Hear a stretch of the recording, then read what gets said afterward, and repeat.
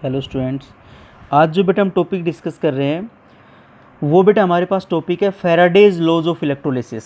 ठीक है बेटा, इसमें हम सबसे पहले बेटा डिस्कस कर रहे हैं that is Faraday first law. बेटा हम यहाँ पर फैराडे के 2 लॉ डिस्कस करेंगे। सबसे पहले बेटा हम डिस्कस कर रहे हैं that is Faraday's first law of electrolysis, that is first law of electrolysis. अब देखो बेटा फैराडे का फर्स्ट लॉ क्या कहता है। ठीक है, फैराडे का फर्स्ट लॉ बेटा ये कहता है कि जब भी हम किसी सब्सटेंस का इलेक्ट्रोलिसिस करवाएंगे, आपने देखा था बेटा जिस ग्लास के कंटेनर में हम ये पूरा इलेक्ट्रोलाइसिस प्रोसेस करवाते हैं उसको बताओ हम क्या बोलते हैं बेटा। या तो हम बोलते हैं इलेक्ट्रोलाइटिक सेल या बेटा वोल्टामीटर। वोल्टमीटर नहीं, वोल्टमीटर तो पोटेंशियल डिफरेंस या वोल्टेज मेजर करने की डिवाइस है, वोल्टामीटर बेटा। ठीक है, इस डिवाइस का नाम था बेटा दैट इज़ इलेक्ट्रोलाइटिक सेल या बेटा इसका नाम था वोल्टामीटर। ठीक है बेटा, और हम बेटा इसको बैटरी से कनेक्ट करते थे। अब देखो ये जो आपके पास जिस टर्मिनल को, जिस इलेक्ट्रोड को बेटा बैटरी के पॉजिटिव टर्मिनल से कनेक्ट करेंगे उसके ऊपर चार्ज भी पॉजिटिव आ रहा था, जिसको नेगेटिव टर्मिनल से बेटा कनेक्ट कर रहे हैं उसके ऊपर चार्ज भी नेगेटिव, ये बेटा हम देख चुके थे। फैराडे का फर्स्ट लॉ ये कहता है कि जब भी हम किसी सब्सटेंस का इलेक्ट्रोलिसिस करेंगे तो उस सब्सटेंस का कितना वेट डिपॉजिट होगा वो डिपेंड करेगा कि बेटा हम कितना चार्ज यहाँ से पास कर रहे हैं, कितनी क्वांटिटी ऑफ इलेक्ट्रिसिटी यहाँ से पास कर रहे हैं, या हम कितना ज़्यादा करंट कितने बेटा ज़्यादा टाइम के लिए पास कर रहे हैं। आप जितना ज़्यादा करंट बेटा पास करोगे उतना ही उस सब्सटेंस का मास ज़्यादा डिपॉजिट होगा बेटा।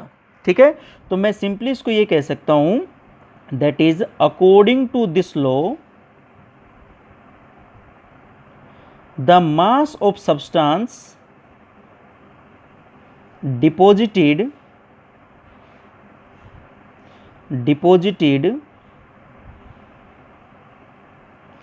at their respective electrode, at their respective electrode. बेटा रेस्पेक्टिव का मतलब समझते हो, रेस्पेक्टिव का मतलब अपने अपने इलेक्ट्रोड के ऊपर। कैटाइन कैथोड पे डिपॉजिट होगा बेटा, एनाइन एनोड के ऊपर डिपॉजिट होगा। At their respective electrode is directly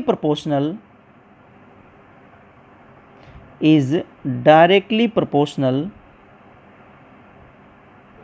to the quantity of electricity passed. ठीक है बेटा, क्वांटिटी ऑफ इलेक्ट्रिसिटी पास्ड बेटा किस में पास करेंगे, through the electrolytic cell. Quantity of electricity passed through the electrolytic cell. ठीक है बेटा, जितना ज़्यादा इस इलेक्ट्रोलाइटिक सेल या इलेक्ट्रोलाइटिक सॉल्यूशन में जितनी क्वांटिटी ऑफ इलेक्ट्रिसिटी बेटा पास करोगे उतना ही आपके सब्सटेंस का ज़्यादा वेट, ज़्यादा मास डिपॉजिट होगा। बेटा अगर मैं इसको मैथमेटिकली लिखना चाहूँ तो W is directly proportional to Q। Q आपके पास है जितना आप चार्ज पास कर रहे हो बेटा, और आपको पता है कितना चार्ज पास कर रहे हो ये बेटा हम कैलकुलेट कर सकते हैं, हम कितना करंट पास कर रहे हैं कितने टाइम के लिए। तो बेटा मैं Q को यहाँ से रिप्लेस कर सकता हूँ, बताओ W is directly proportional to, बेटा Q की जगह बताओ क्या आ जाएगा, I इंटू टी। और आपको पता है बेटा जब हम प्रोपोर्शनलिटी साइन को उठाएंगे तो यहाँ पे प्रोपोर्शनलिटी कांस्टेंट आएगा बेटा, तो यहाँ पे प्रोपोर्शनलिटी कांस्टेंट आएगा बेटा Z into I into T. ये बेटा हमारे पास एक फॉर्मूला बन गया। ठीक है, यहाँ पर बेटा आपके पास जो Z है, Z बताओ आपके पास क्या है, that is electrochemical equivalent, that is electrochemical equivalent. बेटा आपके पास बताओ I क्या है, I आपके पास करंट है बेटा। करंट बेटा आपको किस में लेना है, एम्पियर में लेना है बेटा। ठीक है बेटा, आपके पास बेटा T क्या है बताओ, T बेटा आपके पास टाइम है, टाइम बेटा आपको सेकंड के अंदर लेना है। ठीक है बेटा, और W आपके पास बताओ भाई क्या है, W है कि सब्सटेंस का कितना वेट वहाँ पर डिपॉजिट हो रहा है, that is weight of substance deposited, weight of substance deposited. तो बेटा ये था हमारे पास फैराडे का फर्स्ट लॉ। अब बेटा हमें अगर डिफाइन करना हो बेटा अगर बेटा हमें ये डिफाइन करना हो कि ये जेड इलेक्ट्रोकेमिकल इक्विवेलेंट है क्या, तो बेटा हम जेड को डिफाइन कर लेते हैं, that is electrochemical equivalent. Electrochemical equivalent जिसको बेटा हम जेड बोल रहे हैं, ठीक है। अब बेटा ध्यान से देखना इलेक्ट्रोकेमिकल इक्विवेलेंट क्या है। अब आपको पता है भाई हमारे पास बेटा जो फॉर्मूला है वो आपने देखा था, W is directly proportional to Q। तो बेटा W अगर मैं प्रोपोर्शनलिटी साइन हटाऊंगा तो बेटा यहाँ पर क्या आएगा, प्रोपोर्शनलिटी कांस्टेंट Z आएगा एंड Q। और आपको पता है Z बताओ क्या है, इलेक्ट्रोकेमिकल इक्विवेलेंट है, ठीक है। तो बेटा अगर यहाँ पर बेटा मैं Z की वैल्यू, ठीक है, बेटा यहाँ पर मैं Q की वैल्यू चार्ज अगर बेटा मैं 1 कूलम्ब ले लूँ, ठीक है, तो बताओ W किसके बराबर हो जाएगा, Z के बराबर हो जाएगा। इट मीन जितनी W की वैल्यू है उतनी Z की वैल्यू है। तो यहाँ से हम डिफाइन कर सकते हैं कि अगर हम इस इलेक्ट्रोलाइटिक सेल या बेटा इस इलेक्ट्रोलाइटिक सॉल्यूशन में अगर 1 कूलम्ब चार्ज पास करें, तो 1 कूलम्ब चार्ज पास करने से जो मास डिपॉजिट होगा, ठीक है बेटा, उसी को बेटा हम क्या बोलेंगे, that is electrochemical equivalent. The mass of substance deposited at their electrode या respective electrode when 1 coulomb charge is pass through electrolytic cell. तो बेटा एक डेफिनेशन तो ये होगी, दैट इज क्या, mass of substance deposited at their respective electrode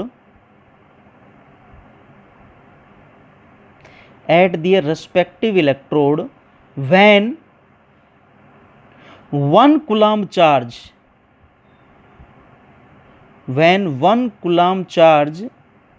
is passed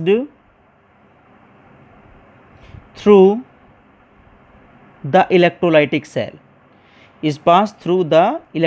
cell, ठीक है बेटा। अगर हम इलेक्ट्रोलाइटिक सेल में से 1 कूलम्ब चार्ज पास करें बेटा, तो जो मास डिपॉजिट होता है उसी को हम क्या बोलते हैं बेटा, दैट इज इलेक्ट्रोकेमिकल इक्विवेलेंट। दूसरा बेटा इसको मैं ऐसे भी तो डिफाइन कर सकता था, भाई मुझे पता है W is equal to Z into I into T है बेटा। तो आपको पता है अगर बेटा मैं करंट कितना ले लूँ, 1 एम्पियर, बेटा मैं 1 एम्पियर करंट 1 सेकेंड के लिए पास करूँ, तो भाई ये चीज़ भी क्या कहलाएगी, ये भी 1 कूलम्ब भी तो कहलाएगी बेटा, क्योंकि Q क्या होता है बेटा, I इंटू टी तो होता है। तो बेटा अगर मैं 1 एम्पियर करंट 1 सेकंड के लिए पास करूं, तो जो मास डिपॉजिट होगा उसको भी बेटा हम क्या बोलेंगे, बताओ, electrochemical equivalent. The mass of substance deposited when 1 ampere current is passed for 1 second, किसमें बेटा, थ्रू द इलेक्ट्रोलाइटिक सेल या इलेक्ट्रोलाइटिक सॉल्यूशन। तो बेटा ये डेफिनेशन होगी हमारे पास, दैट इज इलेक्ट्रोकेमिकल इक्विवेलेंट की डेफिनेशन बेटा। अब बेटा जो हमारे पास नेक्स्ट आता है बेटा, वो आपके पास है कि भाई हम एक रिलेशनशिप यूज़ करेंगे बेटा, सो दैट हमें न्यूमेरिकल में आसानी हो जाए, ठीक है बेटा। अब देखो मैं आपको एक चार्ज के बारे में बताता हूँ। भाई चार्ज के बारे में आपको ये तो पता है कि चार्ज को बेटा हम कूलम्ब बोल रहे हैं। भाई चार्ज की यूनिट है वो कूलम्ब है। जब हम चार्ज बेटा मैं बात कर रहा हूँ कि भाई चार्ज बेटा मैंने कूलम्ब के बारे में बात की, लेकिन बेटा इसकी यूनिट फैराडे भी तो होती है। भाई चार्ज है वो फैराडे में भी तो मेज़र कर सकते हैं। अब क्वेश्चन क्या आता है, मैं आपको क्यों बता रहा हूँ, क्वेश्चन ये आता है डिफाइन 1 फैराडे। Define 1 Faraday. अब देखो बेटा 1 फैराडे को कैसे डिफाइन कर सकते हैं। या तो आप बोल सकते हो कि सर 1 फैराडे, आप कह सकते हो सर 1 फैराडे होता है 96,500 कूलम्ब के बराबर, ठीक है। लेकिन बेटा आपको बताता हूँ कूलम्ब पर मोल होता है ये। 1 फैराडे बेटा है क्या, मैं आपको ये बताता हूँ। 1 मोल इलेक्ट्रॉन के ऊपर जो चार्ज होता है ना बेटा, उसी को हम 1 फैराडे बोलते हैं। तो बेटर है कि आप ये लिखो कि 1 मोल जो इलेक्ट्रॉन है ना बेटा, उसके ऊपर जो चार्ज होता है उस चार्ज को बेटा हम क्या बोलते हैं, बताओ, 1 फैराडे बोलते हैं। अब देखो 1 मोल बेटा कितनी क्वांटिटी होती है, एवोगैड्रो नंबर के बराबर होता है। एवोगैड्रो नंबर बेटा कितना वैल्यू होती है आपके पास, 6.022 इंटू 10 की पावर बेटा 23। इसी क्वांटिटी को हम एवोगैड्रो नंबर बोलते हैं, इसी को हम 1 मोल बोलते हैं।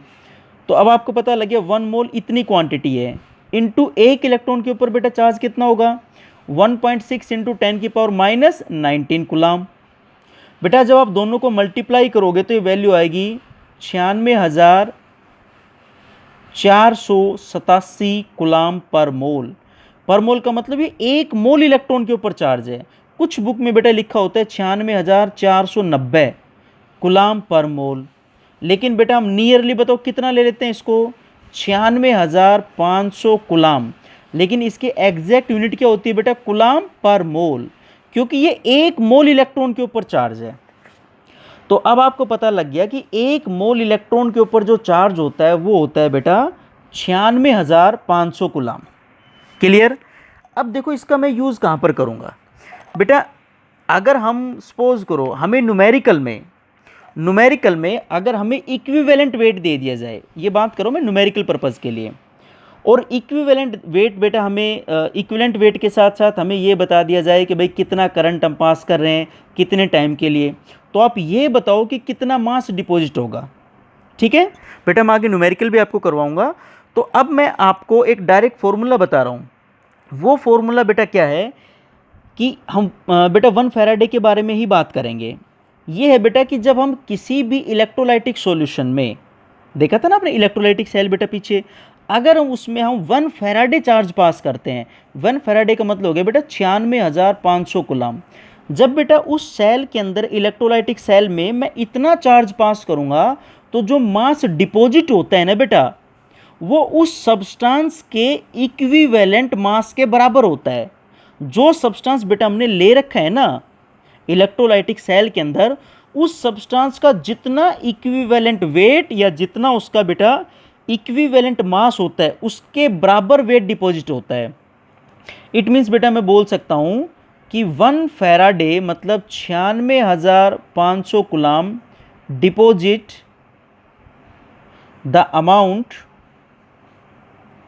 बताओ बेटा वो अमाउंट कितनी होती है जितना उस सब्सटेंस का बेटा इक्विवेलेंट वेट होता है, जिसको मैं शॉर्ट फॉर्मली ई लिखूंगा। ठीक है बेटा, तो 96,500 कूलाम चार्ज पास करोगे तो जो अमाउंट डिपॉजिट होगी बेटा, जो बेटा एक मिनट बेटा, जो बेटा अमाउंट डिपॉजिट होगी वो उस सब्सटेंस के इक्विवेलेंट वेट के बराबर होगी। तो बताओ अगर मैं 1 कूलाम चार्ज पास करूं तो बताओ कितने अमाउंट डिपॉजिट होगी, E that is equivalent weight divide by 96,500, इतनी अमाउंट डिपॉजिट हो जाएगी भाई। और आपको ये पता है अभी हमने डिस्कस किया था, जब हम 1 कूलाम चार्ज पास करते हैं तो जो अमाउंट डिपॉजिट होती है उसको बताओ हम क्या बोलते हैं, इलेक्ट्रोकेमिकल इक्विवेलेंट। दैट इज बताओ किससे रिप्रेजेंट किया जाता है बेटा उसको, जेड से। जेड यही तो होता है बेटा इलेक्ट्रोकेमिकल इक्विवेलेंट, कि अगर हम इलेक्ट्रोलाइटिक सेल में 1 कूलाम चार्ज पास करें तो बताओ बेटा जब मैं 1 कूलाम चार्ज पास करूंगा तो अमाउंट कितनी डिपॉजिट होगी, ई डिवाइड बाय 96,500। अब बेटा इस वैल्यू को हमें पुट करना है फैराडे फर्स्ट लॉ के फॉर्मूला में। बताओ फैराडे फर्स्ट लॉ का फॉर्मूला क्या था, W is equal to Z into I into T. बताओ अगर मैं Z की जगह ये वैल्यू पुट कर दूं तो बताओ भाई W कितना आ जाएगा, that is E divide by 96,500 into I into T. तो बेटा ये हमारे पास दूसरा फॉर्मूला आ गया। भाई ये फॉर्मूला तो है ही, ये फॉर्मूला तो बेटा है ही, ये फॉर्मूला भी आ गया। अब देखो यहाँ से बेटा अलग अलग कॉम्पिटिटिव में, जेई में, ठीक है, और बेटा बोर्ड के अंदर आप डायरेक्टली आंसर निकाल सकते हो अगर इक्विवेलेंट वेट दे रखा है, ठीक है ना। क्योंकि आप सोच के देखो बेटा अगर इक्विवेलेंट वेट वो दे तो क्या इस फॉर्मूला से हम ये बेटा सोल्व कर सकते हैं, नहीं कर सकते। तो बेटा हमें ये फॉर्मूला यूज़ करना पड़ेगा, ठीक है। या बेटा अगर हमें वेट दे दिया जाए, करंट दे दिया जाए, टाइम दे दिया जाए तो हम इक्विवेलेंट वेट निकाल सकते हैं। इक्विवेलेंट वेट दे दिया तो वेट निकाल सकते हैं बेटा। क्लियर। तो ये बेटा एक इंपॉर्टेंट फॉर्मूला है जो न्यूमेरिकल में हम यूज़ करेंगे। तो समझ में आया बेटा। अब बेटा हम चलते हैं हमारे पास जो नेक्स्ट लॉ है that is Faraday second law, that is Faraday's second law of electrolysis. अब ध्यान से देखना बेटा फैराडे का सेकंड लॉ क्या कहता है। बेटा फैराडे का सेकंड लॉ मैं एक्सप्लेन करूँ उससे पहले मैं एक छोटा सा डायग्राम सा बना लेता हूँ ताकि आपको जल्दी समझ में आए। मान लो बेटा ये मेरे पास मैंने 3 अलग अलग कंटेनर लिए, ग्लास के कंटेनर है बेटा, मतलब ये इलेक्ट्रोलाइटिक सेल है, कहने का मतलब ये है बेटा, भाई इलेक्ट्रोलाइटिक सेल एक ग्लास का ही तो कंटेनर होता है बेटा। इनमें बेटा मैंने इलेक्ट्रोड लगा दिए, ये बेटा इलेक्ट्रोड लगा दिए, ठीक है, ये इलेक्ट्रोड लगा दिए बेटा, इन कंटेनर के अंदर बेटा मैंने इलेक्ट्रोड्स लगा दिए हैं, ठीक है बेटा। 3 कंटेनर लिए, इनमें बेटा मैंने इलेक्ट्रोड लगा दिए। बुक में बेटा 2 लिखा होता है, 2 लो 3 लो बेटा, आपको समझ में आ जाएगा, ठीक है बेटा। अब इनमें जो बेटा मैं इलेक्ट्रोलाइट ले रहा हूँ वो अलग अलग है बेटा, ठीक है। सपोज करो बेटा जो पहला है उसमें मान लो बेटा मैं ले रहा हूँ, सपोज करो सिल्वर नाइट्रेट, एक में मान लो बेटा मैं कॉपर सल्फेट ले रहा हूँ, एक में मान लो बेटा मैं जिंक सल्फेट ले रहा हूँ, ठीक है बेटा। इन इलेक्ट्रोड को मैं क्या कर रहा हूँ, ये इलेक्ट्रोड लिया मैंने, इसको बैटरी से कनेक्ट कर रहा हूँ भाई, ठीक है।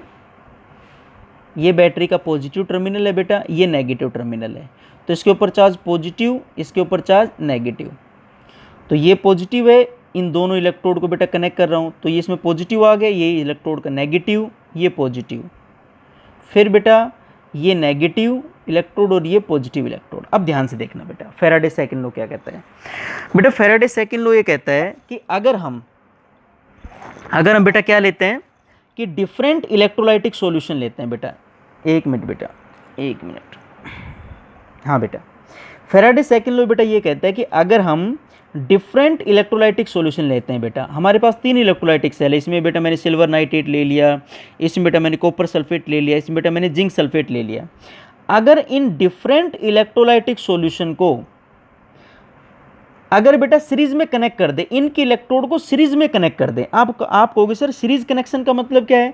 सीरीज का मतलब बेटा एक इलेक्ट्रोलाइटिक सेल का पॉजिटिव बेटा नेगेटिव इलेक्ट्रोड, दूसरे का पॉजिटिव, एक का नेगेटिव दूसरे का पॉजिटिव, ठीक है बेटा, इसको हम बोलते हैं सीरीज कनेक्शन। ये इलेक्ट्रोलाइटिक सेल है, इसका नेगेटिव इलेक्ट्रोड तो इसका पॉजिटिव इलेक्ट्रोड, ये इलेक्ट्रोलाइटिक सेल है, इसका नेगेटिव इलेक्ट्रोड तो इसका बेटा पॉजिटिव इलेक्ट्रोड। तो आपको पता है सीरीज में करंट सेम रहता है, तो कहता है कि अगर हम बेटा जो हमारे पास डिफरेंट इलेक्ट्रोलाइटिक सॉल्यूशन है, अगर हम इनको सीरीज में कनेक्ट कर दें तो सभी में same quantity of electricity pass होगी, भाई सभी में करंट तो सेम ही जाएगा बेटा, तो जो अमाउंट डिपॉजिट होगा वो बेटा उस सब्सटेंस के इक्विवेलेंट वेट के बराबर होगा। मैं इसको लिख सकता हूं बेटा, डिफाइन करना चाहूं, according to this law when same quantity of electricity is passed through different electrolyte, in different electrolyte में बेटा मैं सेम क्वांटिटी ऑफ इलेक्ट्रिसिटी बेटा पास कर रहा हूं, ठीक है, कनेक्टेड इन सीरीज, जो कि सीरीज में बेटा कनेक्टेड हैं, ठीक है बेटा। Then the mass of substance deposited, जो बेटा सब्सटेंस का मास डिपॉजिट होगा एट दियर रेस्पेक्टिव इलेक्ट्रोड, ठीक है बेटा, is directly proportional to their equivalent weight. जैसे बेटा मैं कहूं कि बताओ भाई यहां पर कितना सिल्वर डिपॉजिट होगा, वेट ऑफ सिल्वर डिपॉजिट बताओ बेटा किसके बराबर होगा, इक्विवेलेंट वेट ऑफ सिल्वर, जितना सिल्वर का इक्विवेलेंट वेट है उतना ही बेटा सिल्वर का वेट डिपॉजिट होगा। मैं कहूं बताओ वेट ऑफ कॉपर डिपॉजिट, तो बताओ कितना कॉपर डिपॉजिट होगा बेटा, that is equivalent weight of copper. मैं कहूं बेटा वेट ऑफ जिंक डिपॉजिटेड, तो दैट इज कितना बताओ बेटा जिंक डिपॉजिट होगा, इक्विवेलेंट वेट ऑफ जिंक, ठीक है। तो अगर हम डिफरेंट इलेक्ट्रोलाइटिक सॉल्यूशन को सीरीज में कनेक्ट कर देते हैं, एक इलेक्ट्रोड का पॉजिटिव दूसरे का नेगेटिव, ऐसे कनेक्ट कर देते हैं, तो उनमें same quantity of electricity pass होगी, तो जो सब्सटेंस डिपॉजिट होगा वो उसके इक्विवेलेंट वेट के बराबर होगा। तो weight of silver equivalent weight of silver के बराबर होगा बेटा। वेट ऑफ कॉपर, कितना कॉपर डिपॉजिट होगा, जितना कॉपर का इक्विवेलेंट वेट है। ये बेटा आपके पास है, दैट इज व्हाट बेटा, फैराडे सेकंड लॉ। तो बेटा मैं इन जनरल बेटा मैं ये बोल सकता हूँ, इन जनरल बेटा मैं बोल सकता हूँ, अगर मैं फैराडे सेकंड लॉ की बात करूँ, that is in general weight deposit directly proportional to equivalent weight. तो अगर ये W1 है बेटा तो E1, अगर W2 है तो बताओ भाई क्या हो जाएगा, E2। तो बेटा ये आपके पास है, that is in general conclusion है फैराडे सेकंड लॉ का, कि जो अमाउंट डिपॉजिट होगी वो उस सब्सटेंस के इक्विवेलेंट वेट के बराबर होगी। क्लियर बेटा। अब आपके दिमाग में ये भी आ सकता है कि सर मान लो Ag पॉजिटिव है, या मान लो जिंक पॉजिटिव है या Cu2 पॉजिटिव है, सर इनका इक्विवेलेंट वेट कितना होगा? तो बेटा इनका निकालने का तरीका है कि भाई जो ये आयन है ना बेटा, ठीक है, जितना इनके ऊपर चार्ज है इतना ही बेटा इनका वैलेंसी या एन फैक्टर होता है। तो बताओ सिल्वर का बेटा एन फैक्टर बोलो या बेटा इसको मैं वैलेंसी फैक्टर बोलो, बताओ कितना होगा? That is 1। इसके ऊपर चार्ज 2 है बेटा, तो बताओ इसका एन फैक्टर या वैलेंसी फैक्टर कितना हो जाएगा? 2। बेटा इसके ऊपर चार्ज, इसके ऊपर भी बेटा 2 है, तो बताओ बेटा इसका एन फैक्टर या वैलेंसी फैक्टर कितना हो जाएगा? 2। अब इक्विवेलेंट वेट बेटा कैसे निकालते हैं हम लोग बताओ? अगर हम आयंस का इक्विवेलेंट वेट निकालेंगे तो जो उसका एटॉमिक वेट है डिवाइड बाय उसका एन फैक्टर। तो सिल्वर का मास बताओ कितना होता है? 108 ग्राम पर मोल। इसका एन फैक्टर बताओ कितना है? 1। तो सिल्वर का इक्विवेलेंट वेट आ गया 108। जिंक का बेटा अगर हम एन फैक्टर निकालेंगे, जिंक का बेटा अगर हम इक्विवेलेंट वेट निकालें तो जिंक का मास 65.4। तो बताओ बेटे इसका एन फैक्टर कितना है? 2। तो भाई 2 से डिवाइड कर दो। कॉपर का बेटा अगर हम इक्विवेलेंट वेट निकालेंगे तो कॉपर का मास कितना होता है? 63.5 डिवाइड बाय बेटा कितने से डिवाइड करें इसको? 2 से। तो बेटा ऐसे इनका इक्विवेलेंट वेट निकलता है। ठीक है बेटा, ये था बेटा हमारे पास फैराडे कौन सा लॉ बेटा? Second law. अब बेटा हम बात कर लेते हैं, फैराडे फर्स्ट लॉ भी डिस्कस कर लिया, सेकंड लॉ भी डिस्कस कर लिया बेटा। Application, application of electrolysis. Application का मतलब समझते हो बेटा? बेनिफिट। भाई हम कोई प्रोसेस स्टडी करते हैं उसका डेली लाइफ में इंपॉर्टेंस क्या है, एप्लीकेशन को हम इंपॉर्टेंस भी बोल सकते हैं बेटा। इसका बेनिफिट क्या है, हम क्यों स्टडी करते हैं इलेक्ट्रोलिसिस प्रोसेस? तो बेटा इसके बहुत सारे यूज़ हैं, बहुत सारी एप्लीकेशन है। ठीक है, एक तो बेटा प्रोडक्शन ऑफ हाइड्रोजन। अगर मान लो बेटा हमें हाइड्रोजन गैस प्रोड्यूस करनी है, ठीक है, तो हम हाइड्रोजन गैस प्रोड्यूस कर सकते हैं। बताओ कैसे? By electrolysis of water, water का इलेक्ट्रोलिसिस करके। आप बेटा वाटर का जब इलेक्ट्रोलिसिस करोगे तो आपको हाइड्रोजन गैस भी मिलेगी और बेटा ऑक्सीजन गैस मिलेगी। अब आप कहोगे सर आपने ये कहा था कि प्योर वाटर तो इलेक्ट्रिसिटी का बैड कंडक्टर है, जब इसमें करंट ही पास नहीं होगा तो फिर इलेक्ट्रोलाइसिस होगा कैसे? बेटा हम बिल्कुल सही बात है, प्योर वाटर इलेक्ट्रिसिटी का बैड कंडक्टर है। बेटा मैं बात कर रहा हूँ एसिडुलेटेड वाटर की। एसिडुलेटेड वाटर क्या होता है? अगर जो हमारे पास वाटर है बेटा उसमें हम कुछ ड्रॉप एसिड की डाल दें तो ये बेटा एसिडुलेटेड वाटर कहलाएगा और ये वाटर आयोनाइज हो जाता है H positive and OH negative ion में। तब बेटा आपको हाइड्रोजन गैस भी मिलेगी एंड ऑक्सीजन गैस भी मिलेगी। ठीक है बेटा, तो हम हाइड्रोजन गैस को प्रोड्यूस कर सकते हैं कौन से प्रोसेस से? इलेक्ट्रोलिसिस से। इसीलिए तो बेटा हम इलेक्ट्रोलिसिस की एप्लीकेशन के बारे में बात कर रहे हैं। इसी तरह बेटा हम क्लोरीन का प्रोडक्शन कर सकते हैं, हमने देखा भी था बेटा, that is production of Cl2। बेटा किसका इलेक्ट्रोलिसिस करके बताओ? NaCl का इलेक्ट्रोलिसिस करके। आपको याद आ गया होगा? ठीक है बेटा। हाँ बेटा, मैनी टाइम्स क्वेश्चन में ये आता ब्राइन सॉल्यूशन, तो आप समझ जाना बेटा NaCl का जो एक्वस सॉल्यूशन होता है इसी को बताओ हम क्या बोलते हैं? That is brine solution. तो ब्राइन सॉल्यूशन में बेटा कंफ्यूज होने की जरूरत नहीं है, जो NaCl है उसी के एक्वस सॉल्यूशन को हम ब्राइन सॉल्यूशन बोलते हैं बेटा। क्लियर? नेक्स्ट बेटा हम हैवी वाटर बना सकते हैं बेटा। इलेक्ट्रोलिसिस प्रोसेस से हम मैन्युफैक्चर कर सकते हैं बेटा D2O ड्यूटेरियम ऑक्साइड, जिसको बेटा आप हैवी वाटर बोलते हो। ठीक है बेटा, हैवी वाटर ये बेटा जनरली हम यूज़ करते हैं न्यूक्लियर रिएक्टर्स के अंदर to slow down the speed of neutrons.